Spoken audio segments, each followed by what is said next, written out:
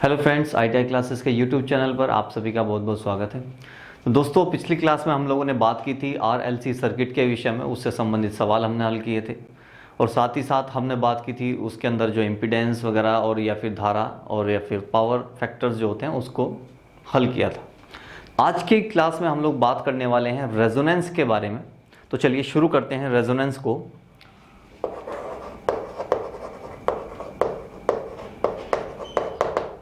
हिंदी में हम इसको अनुनाद बोलते हैं।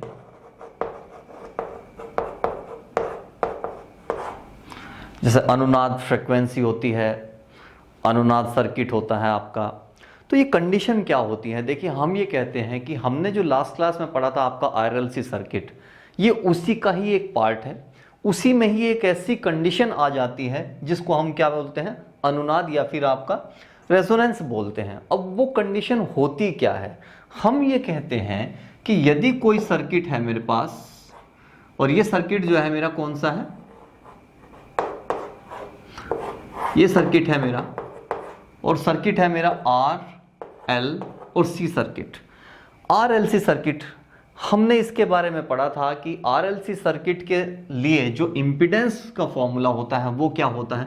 अगर मुझे Z निकालना होता है RLC सर्किट के अंदर, तो मेरा इम्पीडेंस का फॉर्मूला होता है R² प्लस, हमने कहा था क्या, XL फ्लोटिंग माइनस XC का स्क्वायर। ये मेरे पास फॉर्मूला था। अब हमने कहा कि भाई ऐसा सर्किट जिसके अंदर ऐसी कंडीशन हो जाए कि XL बराबर हो जाए किसके? XC के, तो उस सर्किट को हम क्या बोलते हैं? रेजोनेंट सर्किट बोलते हैं। अर्थात अगर ये सर्किट ऐसा हो जिसके अंदर XL की वैल्यू XC के बराबर हो। XL क्या है आपका? ये होता है आपका क्या? Inductive reactance. और ये क्या है आपका? Capacitive reactance.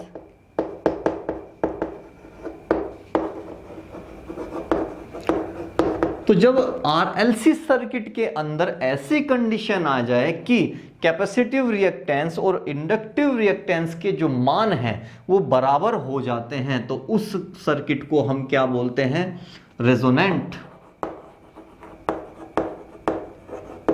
रेजोनेंट सर्किट बोलते हैं।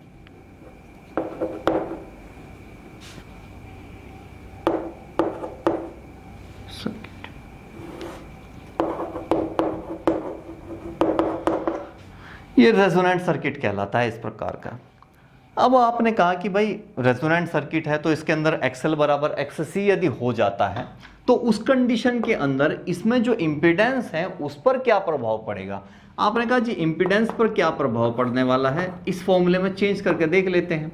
R² तो सेम रहा, अब आ गया XL और XC, क्योंकि दोनों की वैल्यू सेम हो गई है। जब दोनों की वैल्यू सेम हो गई है तो क्या मैं इसको ऐसा कह सकता हूं कि XL माइनस XC बराबर 0? ये कहा जा सकता है कि नहीं? बिल्कुल कह सकते हैं भाई, बराबर से इधर ले आए तो ये 0 के बराबर हो गया। XL माइनस XC की वैल्यू 0 हो जाएगी, तो इसकी पूरे की वैल्यू हो गई आपकी 0, और 0 का स्क्वायर करते हैं तो क्या मिलता है आपको? 0 ही मिल जाता है। और साथ ही साथ Z बराबर किसके हो जाता है? √R² के हो जाता है, जिसको यदि मैं हल करता हूं तो मुझे मिलता है Z बराबर R के। अर्थात पूरे के पूरे सर्किट के अंदर जो प्रतिबाधा होगी या इम्पीडेंस होगा वो सर्किट के अंदर लगे हुए जो आपका प्रतिरोध है उसकी वैल्यू के बराबर हो जाता है। तो एक फर्क तो पड़ गया हमारे पास में ये, ठीक है जी। तो Z बराबर R के हो जाता है। अब हमने ये कहा कि भाई यदि मुझे इस सर्किट का फ्रीक्वेंसी निकालना हो तो वो कैसे निकलेगी? क्योंकि देखिए XL और XC जो होता है, हमने इसके बारे में बताया था कि XL और XC कैसे निकालते हैं। XL के बारे में हमने कहा था कि XL बराबर होता है किसके? 2πf और किसके? इंटू L के। और XC बराबर किसके होता है? 1/2πf और किसके? C के। ठीक है, तो ये दो चीज थी। अब कहा कि भाई दोनों के दोनों बराबर हो जाते हैं RLC सर्किट के अंदर। अब दोनों की वैल्यू को यदि मैं बराबर करूं तो 2πfL बराबर किसके? 1/2πfC के। हल कर लेते हैं, यहां से फ्रीक्वेंसी निकाल लेते हैं। कैंची गुना करेंगे तो यहाँ से मुझे क्या मिल जाएगा, यहाँ से मुझे मिल जाएगा फ्रीक्वेंसी मुझे निकालना है, तो पूरे को यदि मैं गुना कर दूँ तो क्या मिलेगा, तो ये आ गया मेरे पास में 2 दूनी 4। एक काम करते हैं, फ्रीक्वेंसी को यहीं रखना है ना, तो फ्रीक्वेंसी को इधर ले लेते हैं, तो इसको नीचे गुणा कर देते हैं, तो कितना आ जाएगा 1/2 2 दूनी 4 पाई की स्क्वायर इंटू एफ की स्क्वायर इंटू एल और इंटू सी, ये मेरे पास मिल जाएगा मुझे। लेकिन मुझे चाहिए क्या इसमें से, फ्रीक्वेंसी। भाई फ्रीक्वेंसी मुझे चाहिए, तो फ्रीक्वेंसी को इधर ले आते हैं 1 करके, तो फ्रीक्वेंसी बराबर किसके हो जाएगा, फ्रीक्वेंसी का स्क्वायर बराबर किसके 1/4 पाई की स्क्वायर इंटू एल इंटू सी के, ये मिलेगा मुझे। अब मुझे तो सिर्फ फ्रीक्वेंसी चाहिए, अब मुझे इसका रूट हटाना है, तो मुझे क्या करना पड़ेगा, एफ मुझे चाहिए तो पूरे का इसका क्या कर दूंगा मैं, वर्गमूल ले लूंगा। तो वर्गमूल में क्या होगा 4 और पाई का, तो 2 पाई तो बाहर हो गया, और बाकी जो दोनों बचे वो आ जाएंगे किसके अंदर, रूट के अंदर, एल इंटू सी। तो ये आ गई मेरी फ्रीक्वेंसी। क्योंकि देखिए एग्जाम पेपर में जो आपसे पूछा जाता है उसी के बारे में बात कर रहे हैं, क्योंकि बहुत ज़्यादा लेंथी चैप्टर है, तो जो पॉइंट आपके खास खास है जहाँ से आपसे सवाल पूछे गए हैं हमने वही जो है पॉइंट आपके लिए हैं। इस चैप्टर में जो आपका ये टॉपिक है रेजोनेंस का, तो रेजोनेंस से कैसे कैसे सवाल पूछे जाते हैं देखिए मैं बता देता हूँ। 2016 में ऐसा सवाल पूछा गया था कि अगर कोई सर्किट रेजोनेंस सर्किट होगा तो उसके अंदर जो आपका कैपेसिटिव रिएक्टेंस और इंडक्टिव रिएक्टेंस होता है उनके बीच में किस तरह का संबंध होता है। तो संबंध क्या होता है, दोनों के दोनों बराबर होते हैं, बिल्कुल सेम इसी तरीके से आपको सवाल दे दिया। साथ ही साथ पूछ लिया कि इस प्रकार के सर्किट का जो इंपीडेंस होगा वो क्या होगा, तो Z बराबर R ऑप्शन में दिया था, बिल्कुल ये भी ऑप्शन में इसी तरह दे दिया, ये भी आपको इसी तरह दे दिया। क्वेश्चन यानी कि आपसे इसमें बहुत ही कम चांसेस हैं कि आपसे जो है कोई वैल्यू जो है रख के आपसे पूछी गई हो, सिर्फ यही आपसे डायरेक्ट आपसे पूछ लिया था। तो इसी प्रकार के सवाल जो है हम लोग जो है करेंगे अभी थोड़ी देर बाद, इसको कंप्लीट करते हैं पहले। तो फ्रीक्वेंसी मुझे मिल गई, एक ये मिला, 2 मिला, 3 मिल गया, ये भी हो गया मेरा। तो इससे सवाल कैसे कैसे बनते हैं उनके बारे में हम बात कर रहे हैं। तो फ्रीक्वेंसी से भी संबंधित सवाल पूछा जाता है। तो इस प्रकार के सर्किट की जो फ्रीक्वेंसी है वो कहलाती है आपकी क्या, रेजोनेंस फ्रीक्वेंसी। Resonance frequency. तो रेजोनेंस फ्रीक्वेंसी अगर आपसे पूछ लेता है तो रेजोनेंस फ्रीक्वेंसी क्या होती है, तो आप इससे बता सकते हैं जब सर्किट के अंदर एक्सएल एक्ससी की वैल्यू दोनों बराबर हो जाती हैं और उन दोनों के मान फ्रीक्वेंसी में निकाले जाते हैं, तो इस प्रकार से जो फ्रीक्वेंसी मुझे लास्ट में प्राप्त होती है वो क्या है, रेजोनेंस फ्रीक्वेंसी मेरी कहलाती है। तो ये हो गया आपका अनुनाद। तो अनुनाद की कंडीशन में फायदे क्या क्या होंगे एक बार वो देख लेते हैं। वो महत्वपूर्ण पॉइंट हैं जो कि आपके एग्जाम पेपर में आपसे डायरेक्ट पूछे जाते हैं, उनके बारे में बात करते हैं। देखिए मेरे पास ये 3 चीजें आ गई हैं, अब इनसे मुझे क्या क्या मिलने वाला है एक तो वो देख लेते हैं। जब इस प्रकार के सर्किट के अंदर एक्सएल और एक्ससी दोनों के दोनों बराबर हो गए यानी कि 0 हो जाते हैं इस कंडीशन में, तो 0 होने की कंडीशन का मतलब क्या हुआ कि इस पूरे सर्किट के अंदर जो विरोध करने वाले थे वो विरोधी नहीं रहेंगे। जब विरोधी नहीं रहेंगे तो अब इसके अंदर जो धारा है, जो वोल्टेज हमने इसको दिया था, जो धारा है वो धारा का मान कैसा हो जाएगा, मैक्सिमम हो जाएगा, बहुत तेजी के साथ जाएगी। अर्थात इस प्रकार के सर्किट के अंदर प्रतिबाधा जो आपकी होगी वो कैसी हो जाएगी, यानी कि Z का मान तो हो जाएगा आपका मिनिमम और धारा का मान क्या हो जाएगा आपका मैक्सिमम। तो दोस्तों याद रखिएगा ये सबसे ज्यादा महत्वपूर्ण पॉइंट है इसके कि इस प्रकार की कंडीशन में क्या होने वाला है। तो Z का मान तो मिनिमम हो जाता है और धारा की वैल्यू ज्यादा हो जाती है। दूसरा सवाल आपसे पूछा जाएगा कि यदि पूरे सर्किट के अंदर इंपीडेंस हो तो वो इंपीडेंस किसके बराबर हो जाएगा, तो हम बता देंगे कि जो इंपीडेंस होगा वो पूरे के पूरे सर्किट के अंदर जो प्रतिबाधा लगी होगी, जो रेसिस्टेंस हमारा होगा, सिर्फ उसकी वैल्यू के बराबर हो जाता है। तो सेकंड पॉइंट होगा ये कि जो प्रतिबाधा है वो किसके बराबर हो जाती है, सर्किट के अंदर जो आपका प्रतिरोध है सिर्फ उसके बराबर हो जाती है। बाकी उसके साथ में जो इंडक्टर लगे हैं, कैपेसिटर लगे हैं, उनका कोई वैल्यू नहीं रहता है। तो ये हो गए आपके वो 2 पॉइंट जो कि सबसे ज्यादा पूछे जाते हैं। अच्छा, इसके अंदर आपसे कोस फाई यानी कि आपके पावर फैक्टर की वैल्यू भी पूछ लेता है, तो पावर फैक्टर की वैल्यू जो होती है वो क्या हो जाती है आपकी 1 हो जाती है। क्योंकि देखिए हमने कहा था कि कोस फाई बराबर किसके, आर बटे जेड के। अब आर बटे जेड, आर बराबर जेड, जब आर और जेड की वैल्यू बराबर हो जाएगी, यदि मैं कहूं कि ये भी दो ये भी दो, तो 2/2 यानी कि आप भाग दे दो, कितना आ गया 1 आ गया। तो कोस फाई की जो वैल्यू होती है वो हमेशा ही 1 होगी।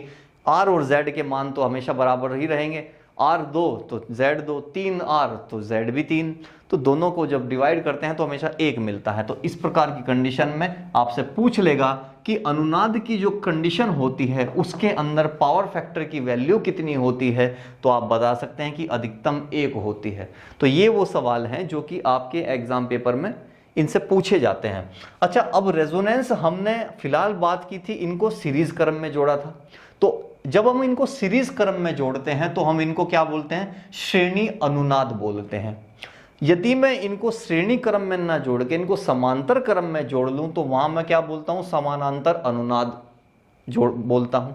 उस कंडीशन में क्या होता है, उस कंडीशन में भी एक्सएल बराबर एक्ससी के ही होता है, लेकिन ये जो पॉइंट है, जो आपके मेन पॉइंट है, वो बदल जाते हैं। देखिए क्या हो जाता है उस कंडीशन में, क्या होगा जब आप समानांतर में जोड़ते हैं तो एल का और सी का जो वैल्यू होता है वो क्या हो जाती है, मैक्सिमम हो जाती है।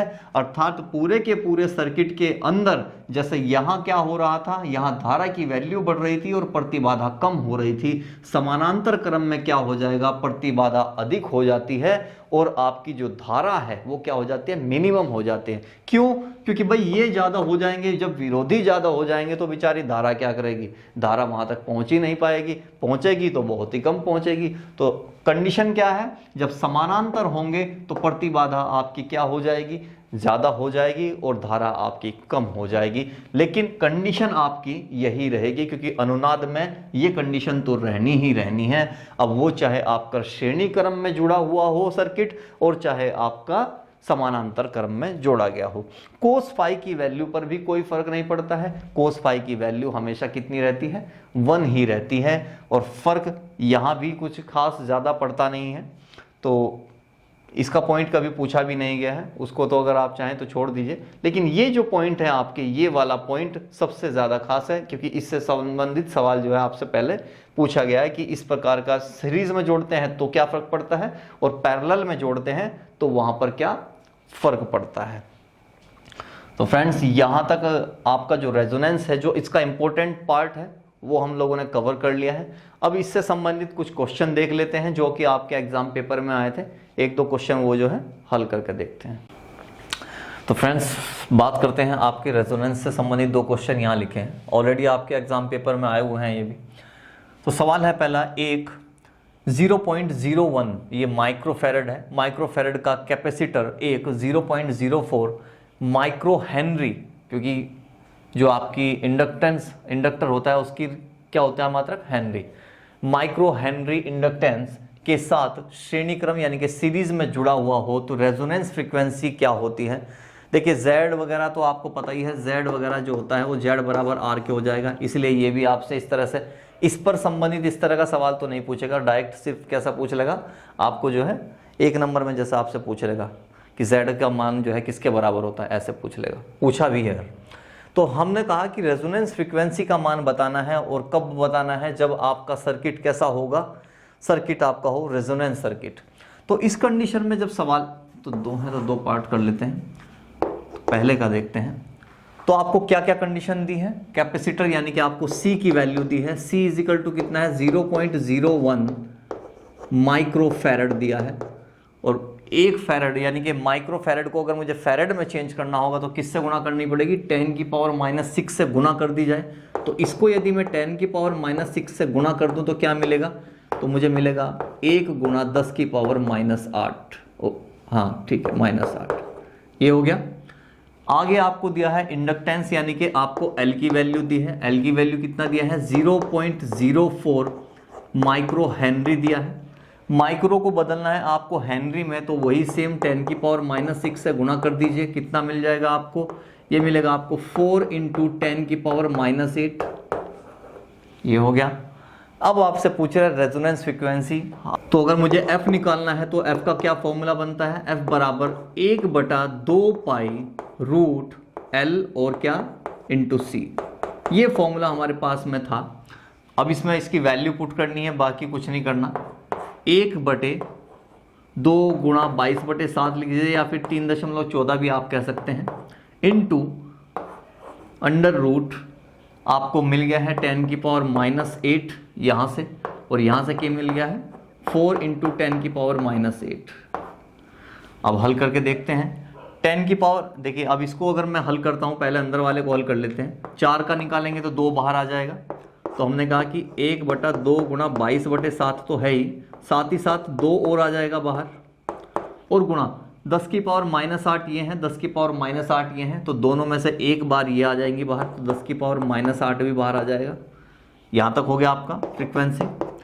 अब करना क्या है, 7 चला जाएगा आपका ऊपर, तो 7 10⁻⁻8 भी आपकी क्या है, नीचे से अगर ऊपर जाएंगी तो प्लस में हो जाएंगी। आपने कहा कि 10⁻8 कर देते हैं ऊपर ले जाके, और नीचे कितना बच जाएगा आपके पास में 22 दूनी 44, और ये सिर्फ ये 3 वैल्यू आपके पास बच गई हैं, कितनी 88। अब इसको ज़रा काट के हल कर लीजिए, मिल जाएगी आपको आपकी वैल्यू। हो सकता है कि आपसे बहुत ज़्यादा ना काटा गया हो, और अगर इसी तरह से देखिए एग्जाम पेपर में हो सकता है कि आपको इसी प्रकार से दे दे, तो इतना भी दे देंगे। फ्रीक्वेंसी का क्या होता है, हर्ट्ज होता है इसका मात्रक, तो मात्रक का विशेष तौर से ध्यान रखिएगा। तो आपकी जो वैल्यू हो जाएगी वो लगभग हो जाएगी कितनी 7.9 मेगा हर्ट्ज के बराबर हो जाएगी, मेगा हर्ट्ज के बराबर हो जाएगी, क्योंकि आपके जो एग्जाम पेपर में दिया था वो इसी प्रकार से दिया था, मेगा हर्ट्ज में दिया था। अगर सिर्फ मेगा नहीं देता है और हर्ट्ज में देता है तो 7, 9 और समथिंग कुछ करके हो जाएगा, यानी कि 6 अंकों की संख्या आपकी बन जाएगी जब अगर मेगा नहीं देता है, सिर्फ हर्ट्ज में देता है। यहाँ दिया है आपको मेगा हर्ट्ज में आपका आंसर दिया था, तो आपकी वैल्यू कहाँ जाएगी, 6 अंकों के बाद आपने दशमलव लगा देना है, तो आपको ये आंसर मिल जाएगा। तो इस प्रकार के सवाल सिर्फ आपके रेजोनेंस में क्या है कि सिर्फ फ्रीक्वेंसी आपको निकालनी है। अगर आपके एग्जाम पेपर में आएगा तो सिर्फ फ्रीक्वेंसी आपसे पूछेगा, क्योंकि बाकी जो चीज़ें हैं वो सिर्फ आपसे कैसे पूछेगा, वो आपको डायरेक्ट लैंग्वेज में ही पूछ लेगा, ठीक है, कि z बराबर किसके होगा, ऐसे दे दिया है जैसे। चलिए अब देखते हैं दूसरा क्वेश्चन। यदि इंडक्टर यानी कि L का मान आपको दे दिया है, सेकंड क्वेश्चन का L की वैल्यू आपको दे दिया है कितनी 100 मिली हेनरी आपको दिया है, और कैपेसिटर यानी कि C का वैल्यू आपको दिया है 490 microfarad. C is equal to कितना हो गया 490 माइक्रोफैरड आपको दिया हो, तो एक टैंक की स्पंदन फ्रीक्वेंसी, वही सिर्फ आपसे फ्रीक्वेंसी फिर से पूछ ली है। फ्रीक्वेंसी बराबर किसके, अभी बात की थी 1/2 पाई रूट L और C के, ठीक है जी। तो वैल्यू उसी में रख लेते हैं, बाकी कुछ नहीं करना है। 1/2 पाई यानी कि इसको भी वैल्यू में ही रख लेते हैं, 2 × 22/7 और इंटू रूट लगा दीजिए। अब रूट L और C की वैल्यू हमें दी है, ये आपकी मिली में दी है, ये माइक्रो में दी है। चेंज करनी होगी तो इसको किससे गुणा करेंगे, 10⁻³ से कर लेते हैं, और इसको चेंज करते हैं तो 10⁻6 से कर लेते हैं। तो L की वैल्यू मुझे कितनी चाहिए, L की वैल्यू आपको दी है 100 गुना 1000 का मतलब है कि इसके बटे 1000 कर देते हैं ताकि कैलकुलेशन आसान हो जाएगी, इनटू कितना है आपके पास में ये 490 बटे कितना है 10⁻⁻6, यानी कि अगर मैं नीचे लिखता हूं तो 10⁻6 लिख सकता हूं इसको। तो हमारा क्या बचा अंदर रूट में 49 बटे 10⁻6। F इजिकल टू कितना हो गया 1/2 गुणा 22 कितना हो गया, यानी कि 44/7 गुणा, यहां से जब बाहर लेंगे रूट में से 49 का कितना आ जाएगा आपके 7, और बटे 10⁻6 में से बाहर लेंगे तो 10⁻3 बाहर हो जाएगा। 7 से 7 काट दीजिए, ये कितना आ गया 1/44, और ये 10⁻³ चला गया आपका ऊपर, तो 1 गुणा 10⁻, कितने हो जाएंगे 3 ऊपर चला गया। तो जब आप इसको डिवाइड करेंगे 1000/44 को, तो आ जाएगा लगभग 22.7 क्या है आपका ये हर्ट्ज। तो इस प्रकार से क्या है आप इसकी फ्रीक्वेंसी निकाल लेंगे। और हो सकता है कि आपको डायरेक्ट वैल्यू दे दे, माइक्रो ना दे, और सीधा सीधा आपको क्या दे देगा, हेनरी और आपको फैरेड में दे देगा, तो और भी ज़्यादा आसान होएगा, इतना ज़्यादा जो है आपको कैलकुलेशन नहीं करना पड़ेगा। तो फ्रेंड्स ये थे अभी तक जो आपके एग्जाम पेपर में पूछे गए कुछ क्वेश्चंस हैं, जो कि आपसे क्या है, रेजोनेंस फ्रीक्वेंसी के बारे में पूछा गया है। ठीक है, तो आज का टॉपिक बस यहीं तक कंप्लीट करते हैं।